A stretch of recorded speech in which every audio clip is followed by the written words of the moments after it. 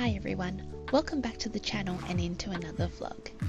I'm going to take you along for the week, sharing what I cooked for dinner for my husband and I. Alright, let's get into the first day, which is a Saturday, and I'm making a chicken and leek pie to use up some leftover puff pastry I had in the freezer.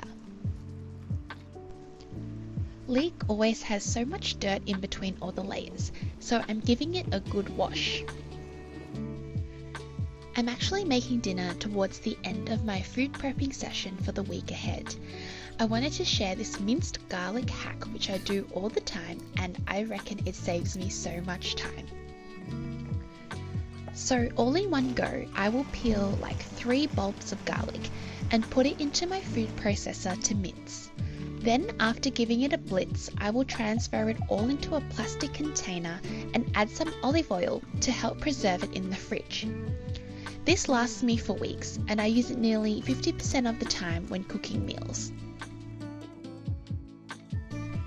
Okay, now back to the pie filling, which I put together off camera, but I'll list the ingredients here and I'll link the recipe that I loosely followed below. I also want to put a quick salad together to go with the pie. I have a bag of mixed salad leaves, or some may call it a spring mix. Then I'm making a quick dressing with brown sugar, vinegar, dried parsley and olive oil.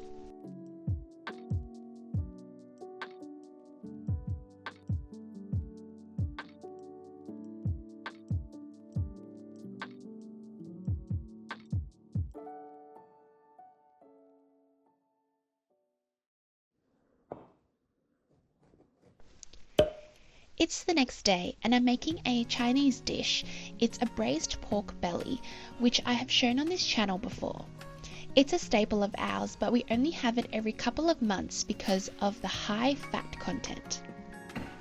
Starting with chopping the pork belly into nice big chunks and then covering it with cold water and bringing it to the boil with a few capfuls of vinegar. Parboiling it in this way will help reduce the fattiness later on.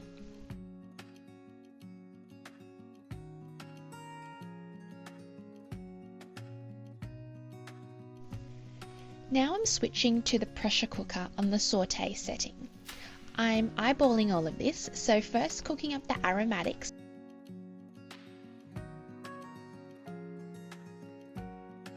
Then adding in the pork and caramelizing it with some brown sugar and cooking wine.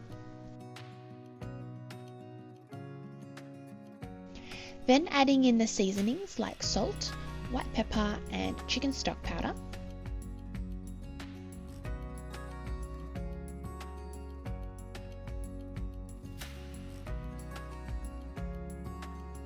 And lastly, adding in light soy, dark soy and some water to cover the pork till it's about halfway covered in liquid. Set it to pressure cook for about 25 minutes.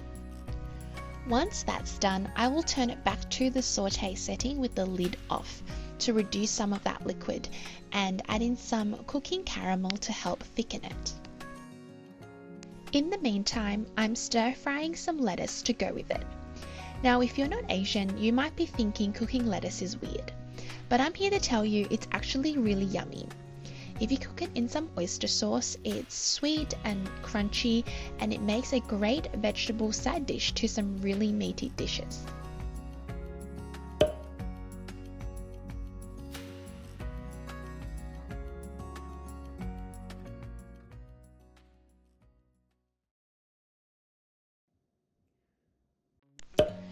Okay, it's Monday and it's fish night. I'm making my trusty herb-crusted salmon with beans and rice. Starting with seasoning the salmon fillets with salt, pepper and dried mixed herbs. Then coating it with a thin layer of breadcrumbs and giving it a spray with oil before cooking it in the air fryer.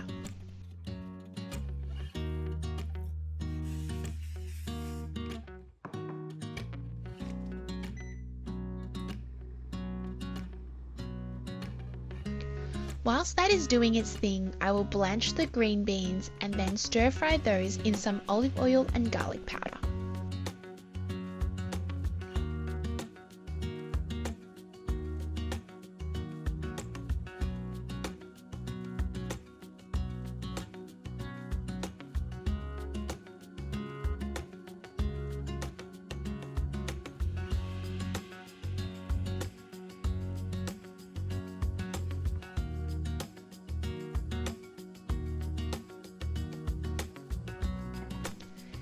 And we're ready to serve up now.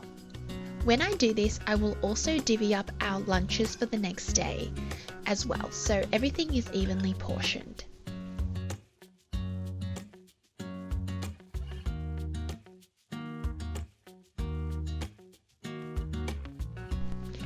The best part about this dish is the Kewpie brand sesame sauce that goes with it, but if you can't get your hands on this, then a creamy mayo works well too.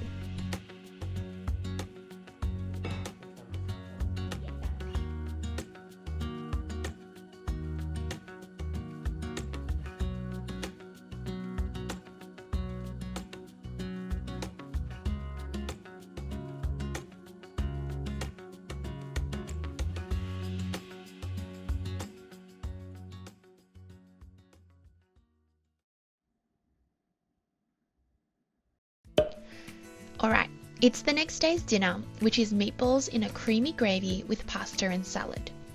But this footage is from Sunday when I prepared the meatballs in advance. This is my first time trying this recipe, as I was really craving meatballs for some odd reason. I'll link the recipe down below that I loosely followed, as I did make some tweaks to it as well.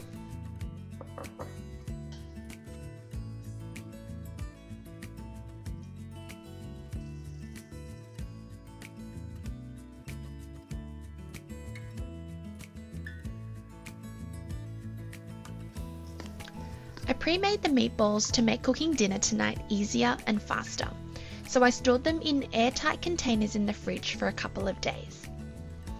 Okay, so back to real time. The first thing I did was pop them straight into the air fryer with a spray of oil.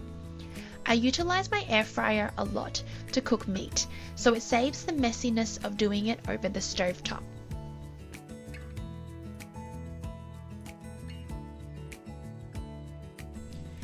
Then putting some pasta on to cook and preparing the accompanying salad. My go-to salad dressing is usually using the marinated oil from the store-bought Danish feta, salt, pepper and apple cider vinegar.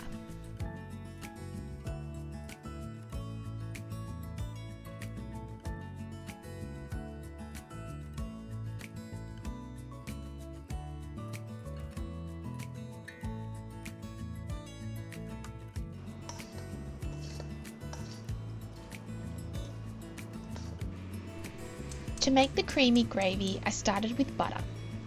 Then added in flour and let that cook off for a little bit. Then I added in the chicken stock, mustard, salt, pepper and soy sauce for colour. And lastly the cream to finish it off. I transferred the meatballs into the sauce to let it simmer together for a bit, and then it was ready to serve.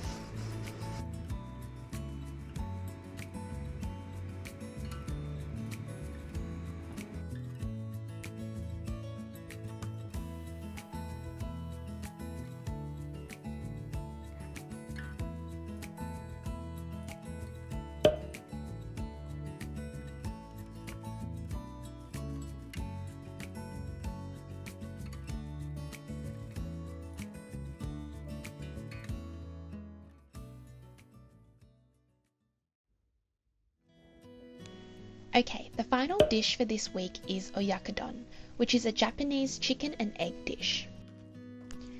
Starting with the chicken, I usually would just grill it in the pan. But again, I'm lazy to do that, so I air fried it in some sesame oil and soy sauce.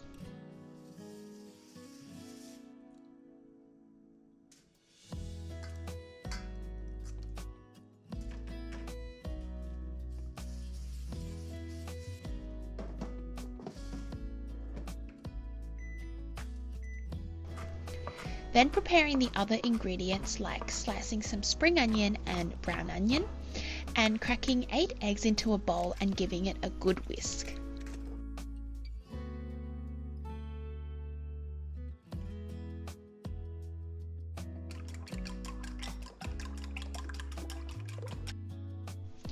Alright, it's ready to come together now.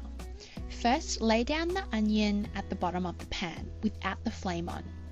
Then add water, which I actually used chicken stock because I wanted to use up the little bit I had in the fridge. Then add dashi powder, soy sauce mirin, and sake for seasoning.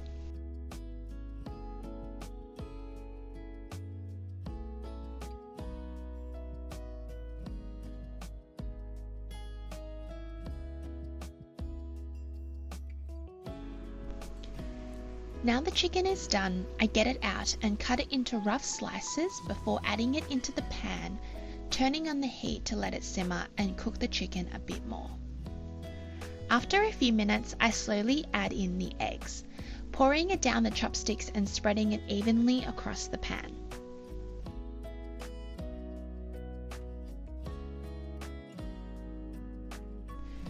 Finally, I'll add the spring onion as a garnish on the top and let it cook for another minute until the egg is just cooked through.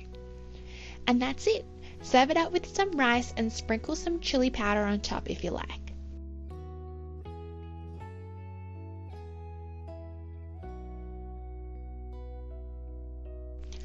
And that brings me to the end of this video. Thank you so much for watching till the end. If you enjoyed it, please give it a like and consider subscribing for more from me. Have a lovely day and I'll catch you in the next one. Bye!